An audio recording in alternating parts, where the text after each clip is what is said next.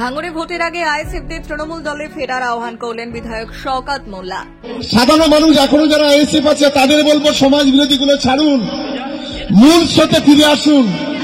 আগামী দিনে যদি ভাঙড়ের শান্তি, ভাঙড়ের উন্নয়ন, ভাঙড়ের একতা চান, তাহলে এই চোর ডাকাত সমাজ বিরোধীরা যারা এলাকার কোনো উন্নয়ন করতে পারবে না তাদের পাশে না থেকে মমতা বন্দ্যোপাধ্যায়ের পাশে থাকুন, তৃণমূল কংগ্রেসের পাশে থাকুন, অভিষেক বন্দ্যোপাধ্যায়ের পাশে। এই দিন ভাঙড় 1 নম্বর ব্লকের প্রাণগঞ্জ অঞ্চলের নলমুড়ি এলাকায় একটি শীতবস্ত্র বিতরণ অনুষ্ঠান ও সভা হয় তৃণমূল কংগ্রেসের। আর এই অনুষ্ঠানে উপস্থিত হয়েছিলেন ক্যানিং পূর্বের বিধায়ক শওকত মোল্লা ও আহসান মোল্লা, বাহারুল ইসলাম সহ অন্যান্য তৃণমূল নেতা নেতৃত্বরা।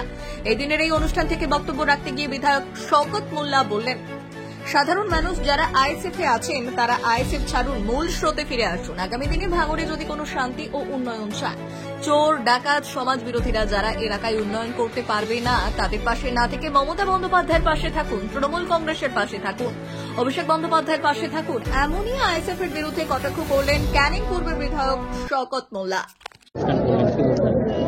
দেখুন, এটা আমাদের কর্তব্য। আমরা মনে করি যে সাধারণ গরিব মানুষ যারা আছে তারা অনেকেই হয়তো শীতবস্ত্র কিনতে পারে না, যার কারণে এটা আমাদের দলের পক্ষ থেকে আমরা প্রতিটা গ্রাম পঞ্চায়েতে আমরা চেষ্টা করছি এই ব্ল্যাঙ্কেটগুলো বিতরণ করার। আমরা খুশি যে একটা ব্ল্যাঙ্কেট বিতরণকে কেন্দ্র করে এই অঞ্চলে প্রায় 4000 মানুষ এখানে উপস্থিত।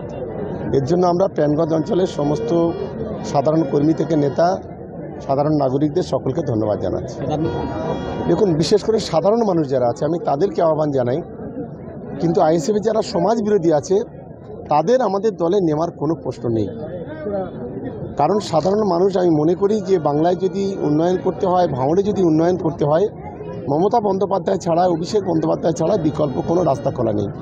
তাই আমরা আপনাদেরও মাধ্যমে সকলকে আহ্বান করব, আগামী দিনে ভাঙড়ের শান্তি এবং উন্নয়নের স্বার্থে সকলকেই তৃণমূল কংগ্রেসের ছত্রছায়ায় আসা উচিত বলে আমি অন্তত মনে করি।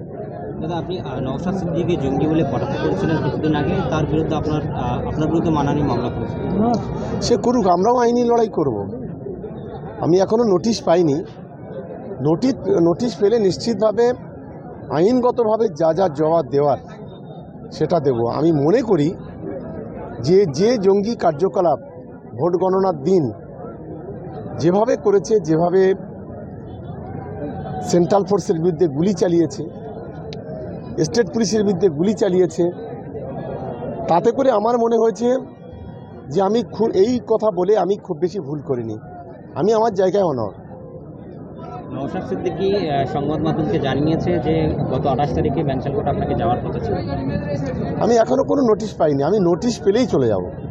আমরা আইনকে সম্মান করি।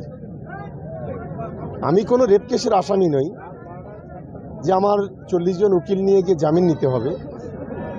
কেসের জবাব দেওয়ার জন্য আমরা সব সময়ের জন্য তৈরি আছি। Bureau report, ICTV news Bangla.